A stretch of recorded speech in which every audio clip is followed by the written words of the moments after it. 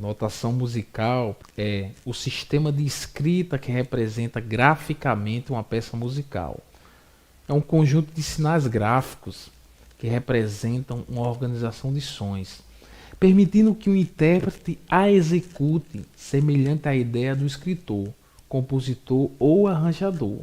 É uma peça original de música feita para repetidas execuções. Nem sempre uma notação musical foi como é hoje. Exemplo de notação musical: nessa imagem nós temos um trecho de uma notação musical neumática. Isso da Idade Média. Neuma, pessoal, eram pequenas marcas, arranhões que eram colocadas acima do texto das palavras, indicando o tipo de movimento sonoro a cantar. Neuma significa literalmente respirações. Em teoria, os neumas informam se o tom aumenta ou diminui em relação à nota anterior. Com o passar do tempo, esses músicos eles foram modificando a notação musical para que ela se adaptasse à música que vinha sendo realizada. Ou seja, os neumas não davam mais conta de representar as notas musicais a serem executadas com tanta precisão. Então, os músicos passaram a usar as linhas de pauta para deixar a escrita mais clara. Exatamente aí o que nós estamos vendo aí nessa figura aí, que já entra aí as linhas de pauta, são exatamente para facilitar a escrita. Agora, já aqui nessa partitura nós temos um sistema atual de notação musical. Temos aqui música popular brasileira, título Asa Branca, compositor Luiz Gonzaga e Humberto Teixeira. Vemos aí que é bem mais complexo, né? Bem mais organizado. Já nessa segunda figura aí, nós temos a música clássica, isso, título Noturno, do compositor Friedrich Chopin. Isso. Agora vamos compreender um pouco sobre o sistema de notação musical atual. Vamos lá? Pauta. Pauta é o conjunto de 5 linhas, pentagrama. Nós temos aqui 5 linhas, ok? Paralelas são horizontais e 4 espaços que ficam entre as linhas, certo? Onde são escritas figuras musicais, formando 9 locais onde são escritas as notas. Vejamos aí, essa figura aí, né? As linhas elas se contam de baixo para cima, primeira, segunda, terceira, quarta e quinta linha, né? Temos o espaço, o primeiro espaço, o segundo e terceiro e o quarto espaço. A clave. Clave é o sinal que se coloca no início da pauta a fim de dar nome à nota que se escreve na sua linha. A clave, pessoal, certo? É uma bússola que orienta a altura dos sons. São 3 as espécies de clave. Nós temos aqui a clave de sol. Vou aqui me levantar, clave de sol aqui, clave de sol, e vou escrever exatamente aqui essa figura musical na segunda linha, que essa figura musical ela tem o nome de sol. Ok? Temos também, pessoal, aqui temos clave de Fá. Isso. Vou colocar aqui a clave de Fá. Clave de Fá, certo?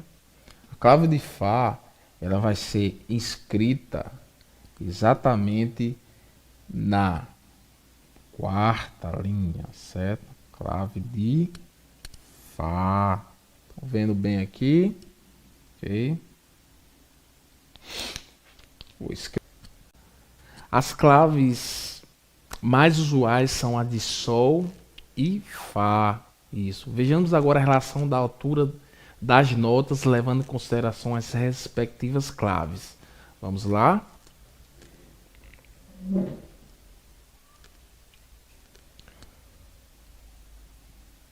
A clave de Dó é uma das menos usadas.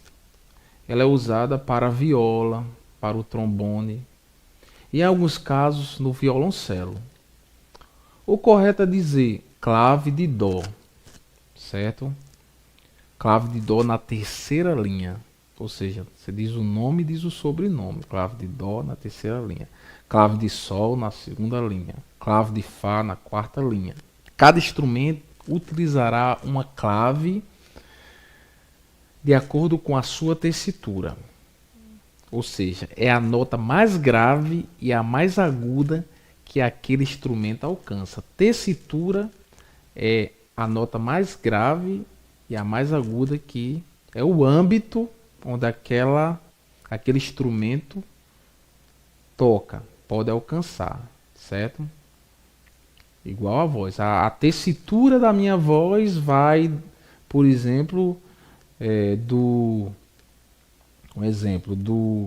Lá até o Lá 3. Um exemplo. Então, isso aqui seria a tessitura da minha voz. Um exemplo. Ok? Vejamos bem. Exemplo. Instrumentos mais graves utilizará a clave de Fá. E os instrumentos de tessitura intermediária utilizarão a clave de Dó. Os instrumentos mais agudos, consequentemente, utilizarão a clave de Sol. Por exemplo, o violino, a flauta. Alguns dos instrumentos utilizam mais de uma clave, porque eles têm uma tessitura muito grande. Exemplo, a viola clássica, que é a viola de arco, aquela que parece com violino. Ela utiliza a clave de Dó na terceira linha. Isso. E quando tem os trechos de solo muito agudo, eles utilizam a clave de Sol. O violoncelo utiliza a clave de Dó na quarta linha, certo? A clave de Dó ela pode ser escrita não só na quarta linha, mas também na terceira linha, certo? Dependendo do instrumento. É um dos únicos instrumentos que utiliza Dó na quarta linha, certo? Temos aqui uma figura aqui, uma ilustração que demonstra aqui a clave de Sol, clave de Fá, certo? Na quarta linha, clave de Dó na quarta linha, clave de Dó na terceira linha, certo? Vamos aqui falar aqui também que existem as linhas suplementares, sim. São tracinhos que aparecem acima ou abaixo da pauta. Isso significa que a pauta não é suficiente para conter todas as figuras de som, ok? As notas, por exemplo, ok? Então, por isso que existem as linhas suplementares superiores, que ficam acima da pauta, e as suplementares inferiores, que ficam abaixo da pauta, certo? Figuras musicais. Temos figuras que representam duração, o valor positivo.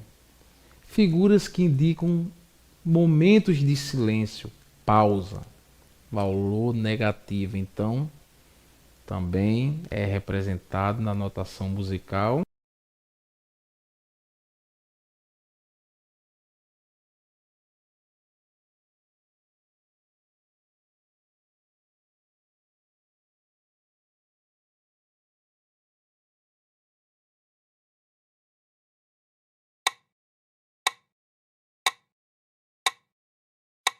Você está ouvindo isto? O quê? O metrônomo. O metrônomo? O que é isso?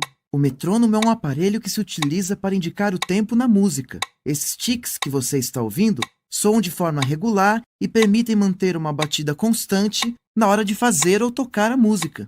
Que legal! Sabendo disso, já podemos montar uma banda de rock? Bom, vamos com calma. Primeiro temos que aprender as figuras musicais. Hoje eu vou explicar o que é a semínima, a mínima e a semibreve. Cada uma dessas notas tem a sua pausa respectiva. Também vamos falar de cada uma delas. Veja, esta é a semínima e o som dela dura um tempo. Entre um tique e outro do metrônomo, cabe uma semínima. Vamos tentar? Tá bom, como a gente faz? O primeiro que precisamos é de um instrumento para produzir o som da semínima. O que você acha de tentar com uma guitarra? Vamos lá, preste atenção no compasso do metrônomo.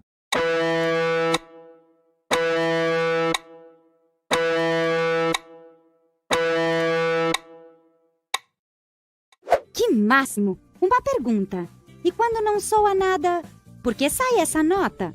Esta é a pausa da semínima. Na música, as pausas são tão importantes quanto os sons. E também tem a sua duração. Vamos tentar outra vez? Sim!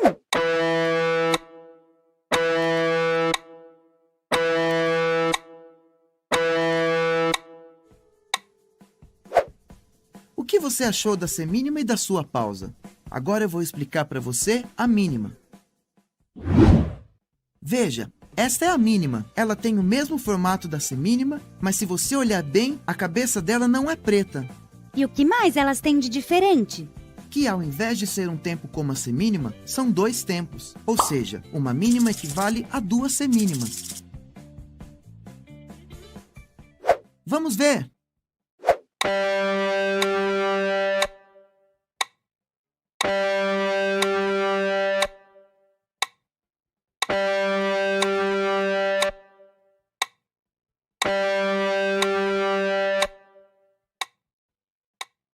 Uau! Então este chapeuzinho que sai aí, quando não soa nada, é uma pausa de mínima, né? Isso mesmo, amiga. E agora, por último, eu vou ensinar a semibreve. E esta daqui é uma semibreve. Equivale a 4 semínimas ou a 2 mínimas. Uau! Dura muito! Sim, 4 tempos. Ouça, preste atenção que também vou fazer a pausa da semibreve.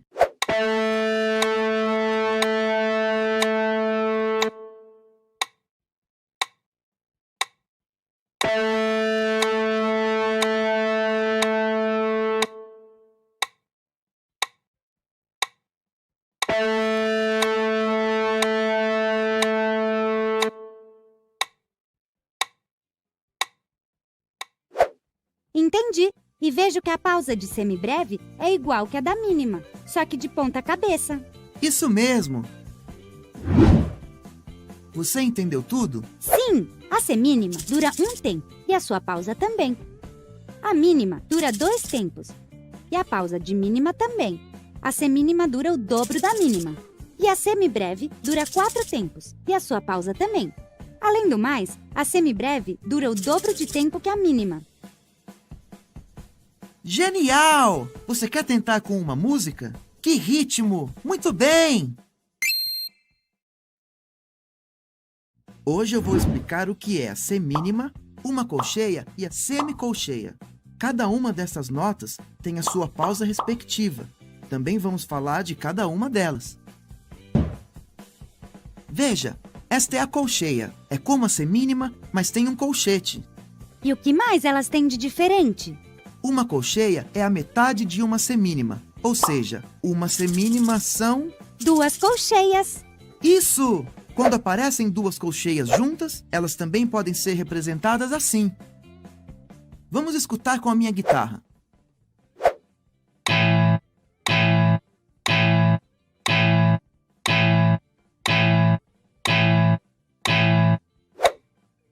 Então, a figura que sai aí quando não tem som é uma pausa de colcheia, né? Isso mesmo, amiga! E essa daqui é a semicolcheia, que equivale à metade de uma colcheia. 4 semicolcheias juntas têm a duração de uma semínima. A forma da semicolcheia é como a colcheia, mas com outro colchete. Dura muito pouco, não? Sim, muito pouco. Atenção, eu também vou fazer a pausa da semicolcheia.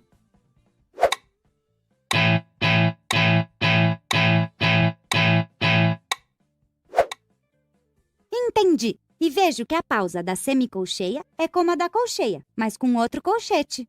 Muito bem! Você entendeu tudo? Sim, a semínima dura um tempo e a sua pausa também. A colcheia dura meio tempo e a pausa da colcheia também. Ou seja, essas duas figuras duram a metade da semínima. A semicolcheia dura um quarto de tempo e a sua pausa também. Genial!